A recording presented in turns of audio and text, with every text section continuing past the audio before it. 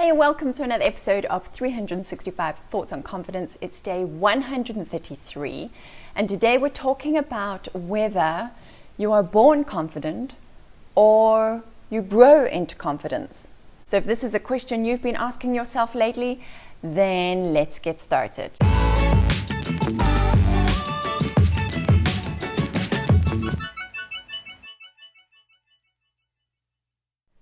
If you're new here, welcome. My name is Abigail and I'm a confidence crusader on a mission to help women elevate their confidence.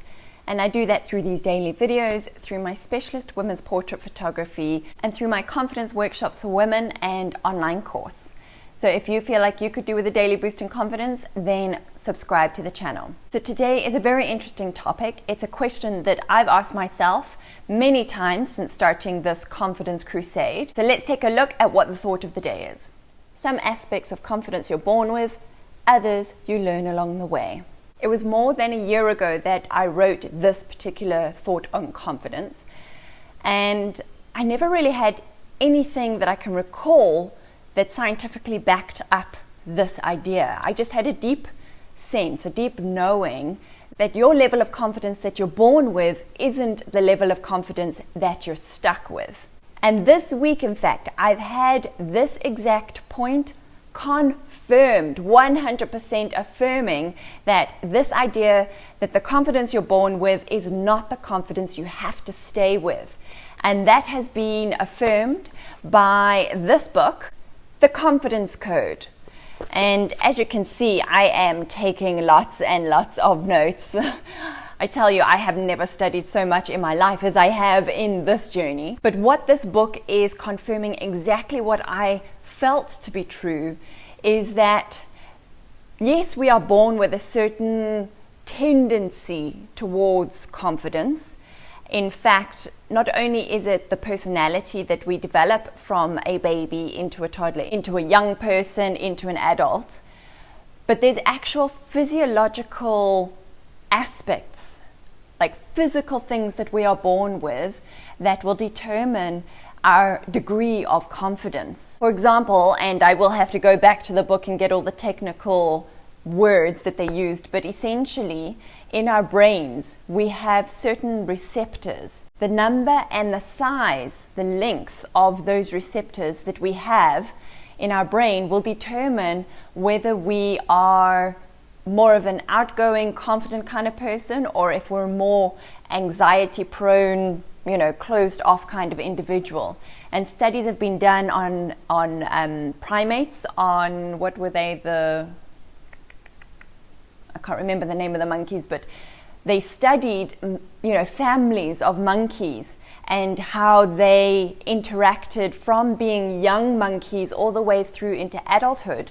And they started to see a correlation between the size and presence of certain physiological features and whether that monkey would be, a leader in the troop or would shy away and, be a monkey that hangs on to his mother for as long as possible. And so they infer that the same is true then for human beings. So yes, we are physically born into a certain state of confidence. However, the research that these two authors, Katty Kay and Claire Shipman, have done have indicated that we are able to completely change our susceptibility to confidence or lack of confidence as we grow up and as we develop and as we make intentional effort in growing our confidence. So we might be born with certain physical features that impact our confidence, but in spite of that, depending on how we choose to work on our own personal growth, we can completely turn the tables. So if you were born with those features that would predict that you are not going to be a confident person, if you do enough work on yourself, if you take enough action, and if you get intentional about improving your confidence, you can become a confident person. You can overcome your physical limitations.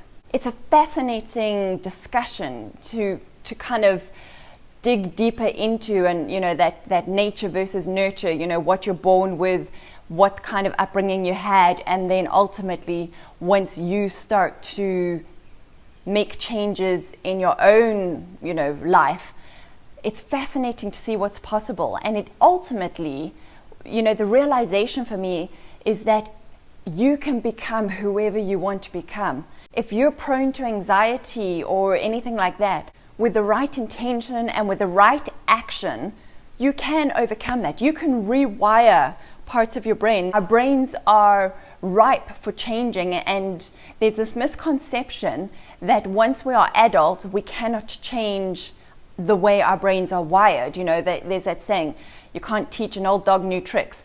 That is crap. According to this research, yes, our brains are more malleable when we are younger, and we are like sponges where we just soak up all the information that we are being exposed to.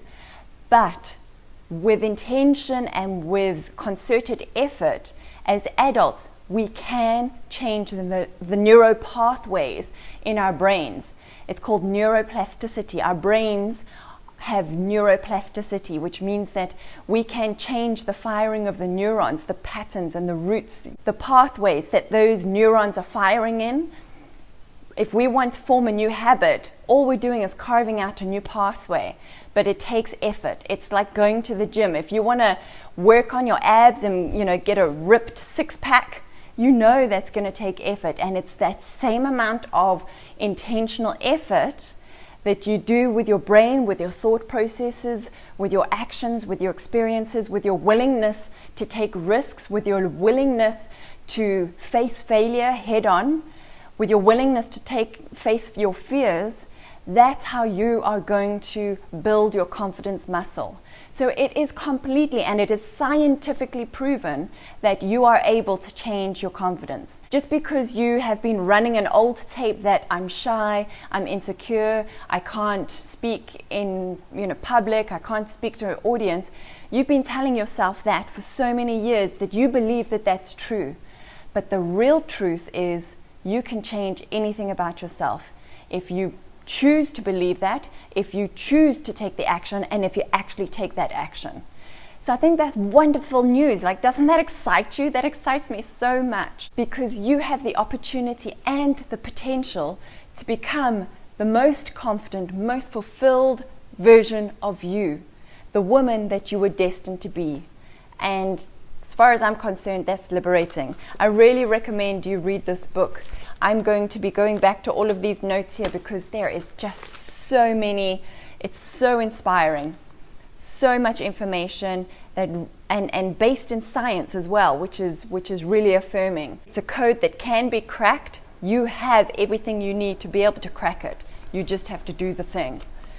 So that's a thought for the day. Let me know in the comments down below, does that resonate with you? Does it excite you, or does it scare you?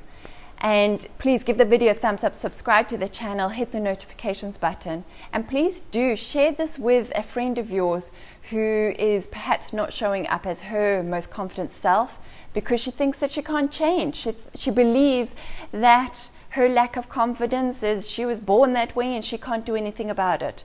Please help her and share this video with her. So that's it for today's thought on confidence. Remember, if you are in the Cape Town area and you really are ready to take your confidence to the next level, then come and join me for my confidence workshop on the 26th of May in Constantia. Limited seats are available because it's going to be a lovely, intimate setting. We're going to get lots of one-on-one time, and I would love to have you there spending the day with me, increasing your confidence. So come on, join me, and let's get you fulfilling your highest potential.